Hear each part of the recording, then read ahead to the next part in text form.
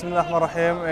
أقمنا هذه المسيرة تحت إدارة الحركة النهضة الشبابية نصرة للمسجد الأقصى المبارك. هذه رسالة إلى الاحتلال الإسرائيلي نؤكد له بأن كل المحاولات والمؤامرات التي تحاك في أروقة المخابرات الإسرائيلية لصرف أنظار أبناء شعبنا عن المسجد الأقصى المبارك عبر تخويفهم بشبه الاعتقال، كل هذه المؤامرات باءت بالفشل.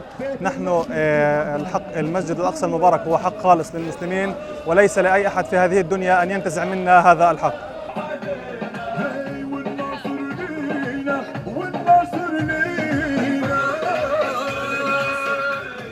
احنا الحمد لله بفضل الله بدعوة من لجنة النهضة الشبابية شاركنا بمسيرهين تضامنية وتنديدا على اللي بيصير في المسجد الأقصى المبارك، على الظلم والكوي والإجرام اللي بيصير في المسجد الأقصى بحق إخواننا المرابطين، بحق إخواننا المقدسية، بحق إخواننا عرب ال 48 كلهم.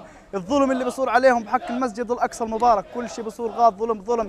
احنا جينا هين نرفع صوتنا ونقول لا، واللي بصير ظلم واحنا مع المسجد الاقصى المبارك، وان شاء الله مش رايحين ندشر المسجد الاقصى المبارك، وين ما في كلمه حق رايحين نوقف ورايحين نتضمن مع كل بلد بتساوي هيك، رايحين نوقف معهم ونقول لا لا لا لا لا لن ينقسم المسجد الاقصى المبارك، وباذن الله لن ينقسم المسجد الاقصى المبارك.